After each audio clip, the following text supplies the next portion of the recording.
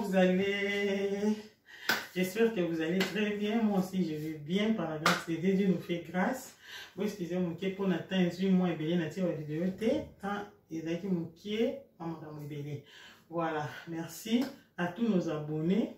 Merci à eux pour s'abonner à la Victoria Cuisine TV.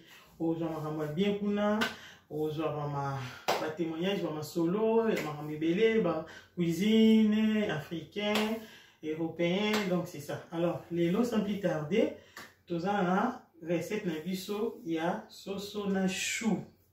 Donc tolamba chou na soso ba sangisi.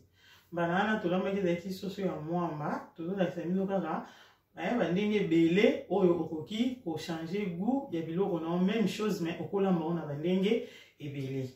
Voilà. C'est quoi tozo kende déjà ko laksa biloko na biso ya lelo oyo tokolamba lelo. Voilà.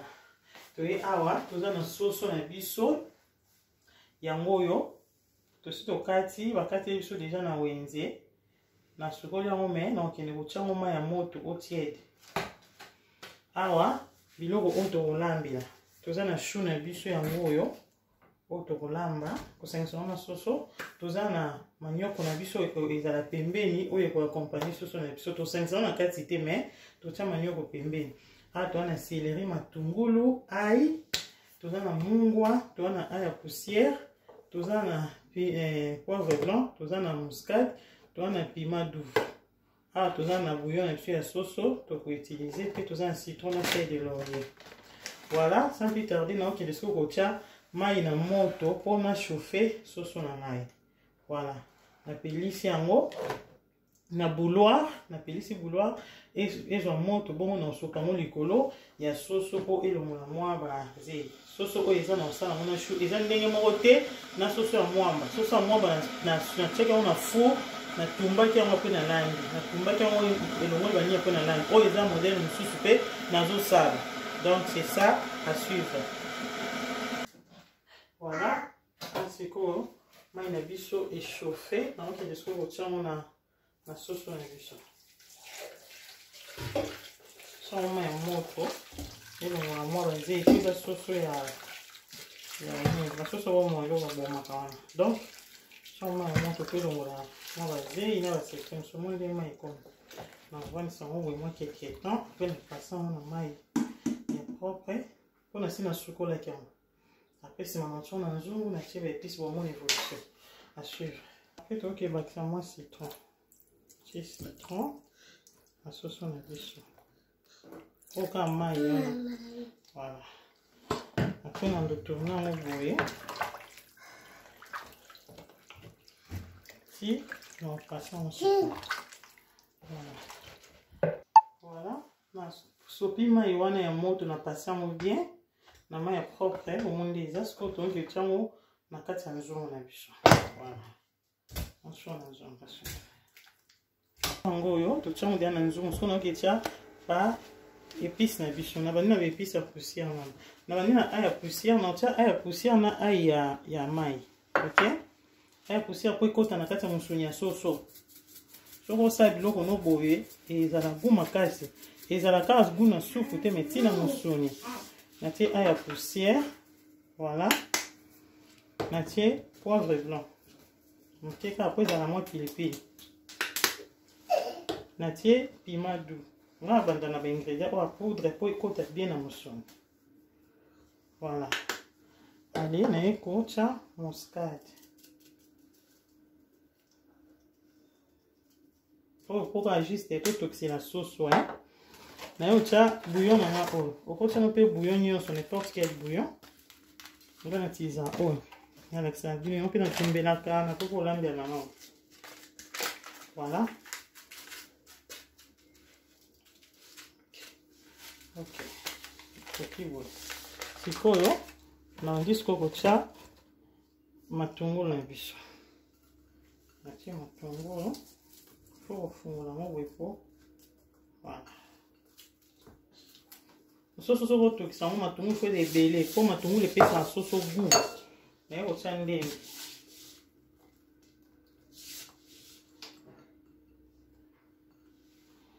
Naye kotia céleri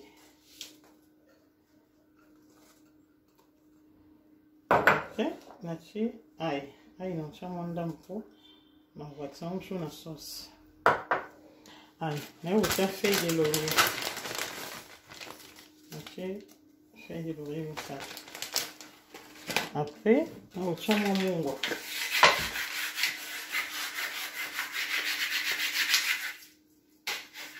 voilà nsima tokende kanga na moto po tosala chou na biso et puis na manioko ezela biso voilà tozipi soso na biso totiki yango etoka yango otala moni ndenge eza voilà totiki yango sikoyo etoka voilà mpona chou na chou na biso tokende osukola yango apres tokokata chou basukola yango kaka likolo boye na kati kuna ezala nango soin nzambe asasukola yango kuna na kati voilà tokende olongola oyo liboso olongoli na oyo olongoli yango waki après okotia kindeli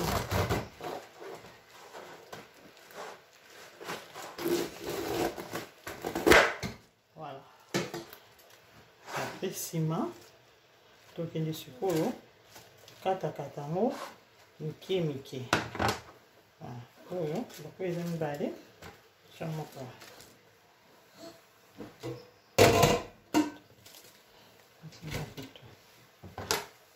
voilà sikoyo tokende kokata chou na biso mike mike todivisa mosusu po tolongola kere wana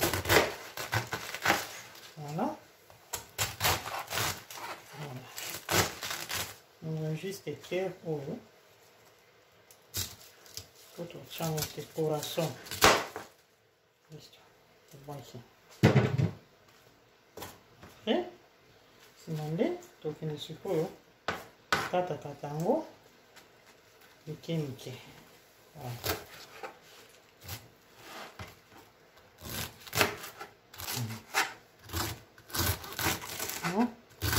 okata yango mike mike ça dépend kokata yango mpe minene mais modele tolandela yango on a besoin ezala mike mike bamosusu nde naosalela bino yango nde tolamba wana soso afete na balégume ebele baaubergine baconcombre chou sikoyo tokata yango mike te tokata yango baépaisseur ya boye totie na soso mais oyo modele tolamba toza na besoin ya minene te eza mike voilà voilà chou na biso yango oyo tokoki tia mwa mai moke po totia na moto etoka voilà totie juste mai wana po ezika te totia na moto ozipa yango ekita etoki totokisa yango apres nsima toboka mai topasa na mwa mai po ezala sucre na na posa sucre wana te voilà voilà soso na biso sikoyo yango oyo etoki tokoki bakisa yango po esangana mai nano elembi te po eza soso makasi tosengisa po banini na biso esangana baépice na biso esangana na soso voilà esangana bien natiaka ngo mai te oka mai nango ebimisi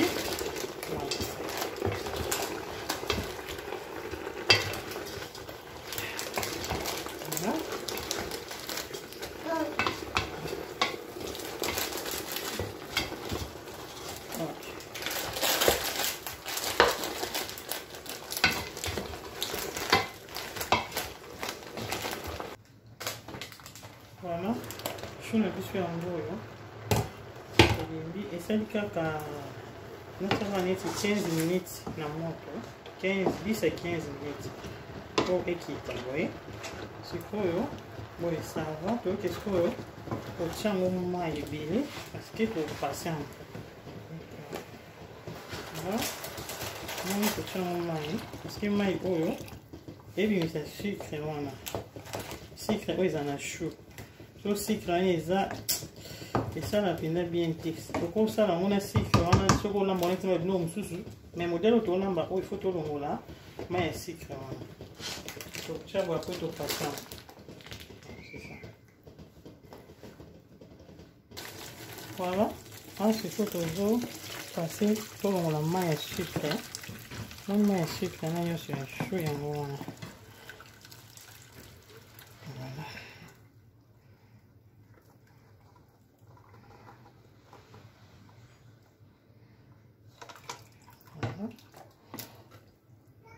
Passons au deuxième fois.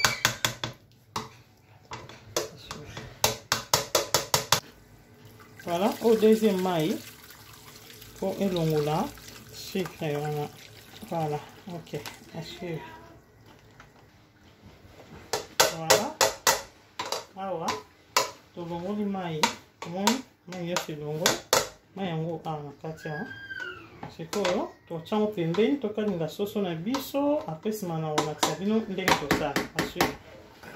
Voilà, soso na biso yango ebeli elembi bien yango oyo sikoyo tokende kokalinga yango.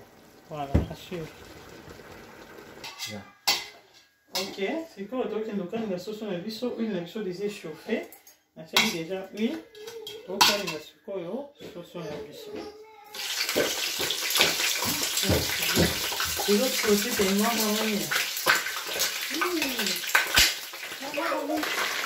Voilà. Donc, ça, c'est le grand de l'estocada. Ah, pour faire du nom, bien. Donc, ma petite échauffée ma tasse. Attention, quand on veut faire la sauce. Donc, c'est ça. Et quand il y a après, tu vas faire la sauce. Voilà. Ah, sauce on a biso yango yo, to kalingi yango. Et kalingami kitoko. Sikoyo tolinga tokesa la sauce ya chou. Awa toza na piment doux ya jaune et rouge na sangisi. Awa toza na piment doux ya vert. Oyo toza na tomate ya mbuma. Oyo eza banzete ya céleri. Banzete nango. Oyo eza matungulu. Alors oyo eza tomate concentrée dans 500 na tomate ya mbuma. Voilà. Tobanda na ba piment doux na biso po ezala makasi. Voilà.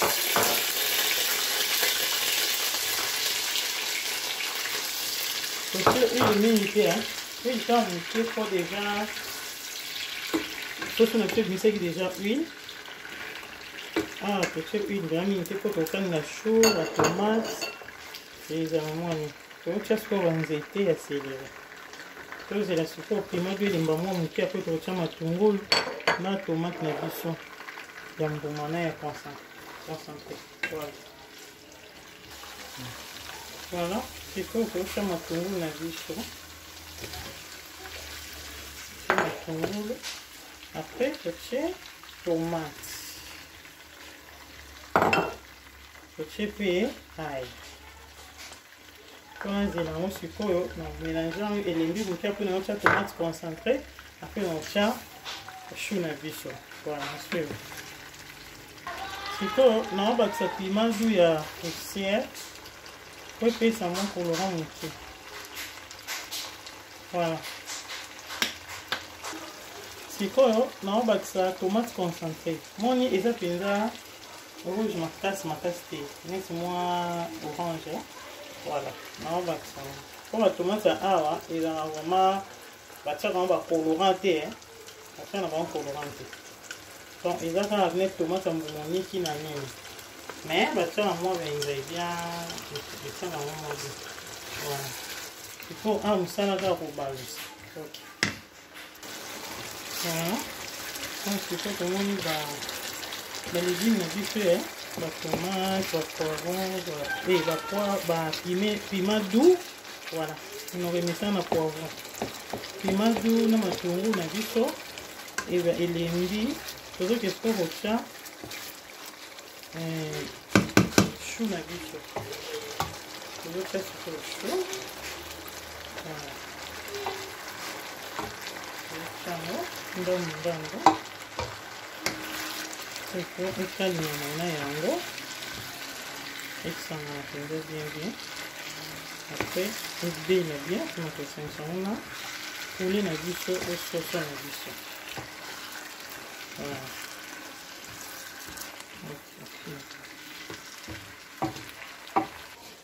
Voilà. Chou na biso yango yo. Les autres cas, moi les to mélanger yango. etoka tozela mpenza esala neti mwa kosangana mpenza ebela bien. Après tokesangisa na soso toza na manioko mosusu dana longo baposo mwana alakisa bino eza te mpona temps yango nango baposo so nango etia yango na moto. Voilà.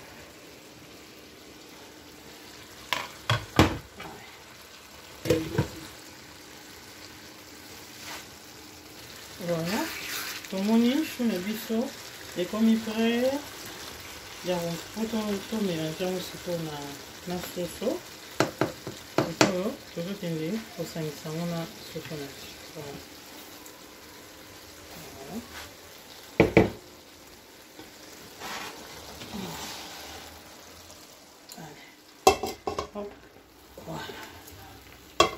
Bébé tellement ouf.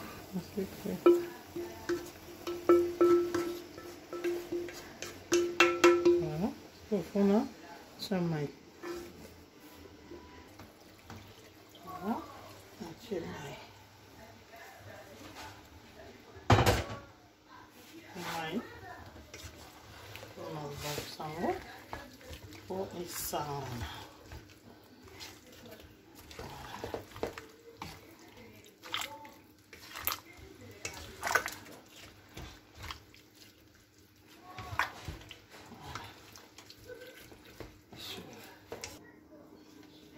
Voilà, tosangisi nyonso po tokoki etia bouillon na biso ya poulet. Bouillon oyo eza na mungwa te ya bandeko. Ta forme nango nde eza ya molai, eza na mungwa te. Voilà, tie moko mibale. Voilà, po tokotia te feuille de laurier. Voilà, nabakisi lisusu feuille naobatia su muscade parce que natie mai ebele na chou. Voilà, muscade on fait sinon. Voilà. Ok. Ya está. Natia mungo. Oh, natokisaki na mungo kuna moke. Voilà. Po tokoki kozipa yango po etoka. Etoka.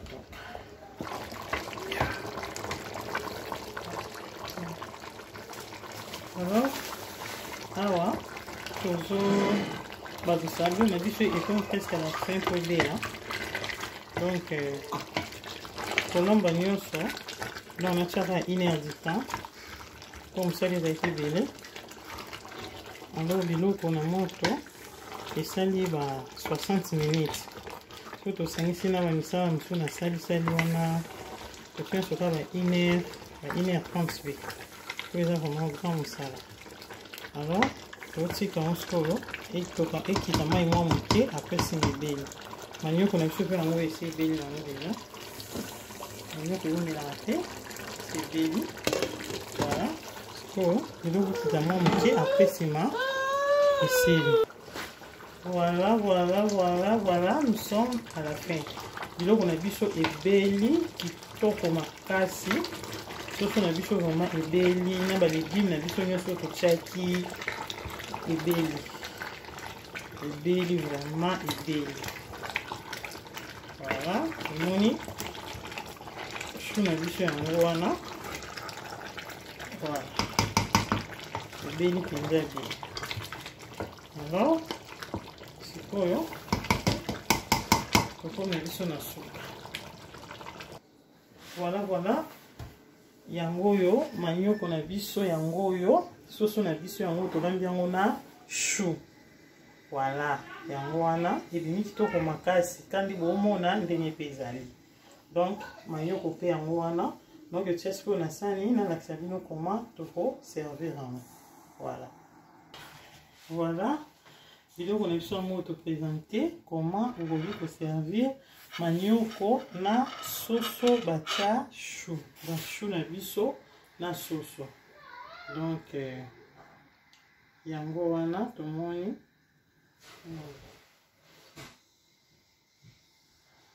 yango wana ebimi vraiment kitoko na appétit vraiment ya kolia. Soki oservir mutu boye ata zali na posa kolia te opesa ye appétit ya kolia.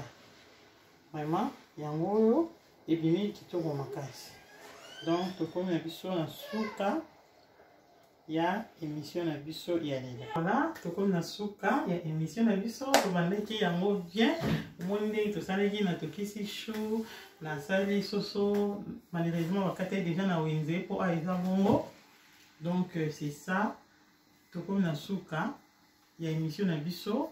On s'abonne te, s'abonner na Victoria Cuisine TV, eza na ba makambo ebele kuna eza kuna. Donc c'est ça. Alors ceux qui osali recette oyo eza vraiment kitoko makasi. Kolamba soso ka ndenge moko te na lobango ya nyonso. Donc c'est ça, na pesi mbote na ngana batu nyonso o bolandi biso nzamba pambola bino et puis mbote na famille na ngamo bimba na ba camarades na ba connaissance. Donc nzambe apambola bino bobo sanate ko like vidéo so sepe na vidéo na biso osali moi commentaire na se wana et ça nga bien.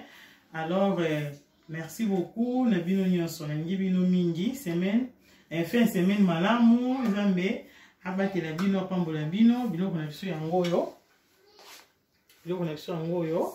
En tout cas so osali boye ezala pe bien. Donc c'est ça, na ngi bino mingi nzambe a moya bino bambote bele. Ciao ciao ciao.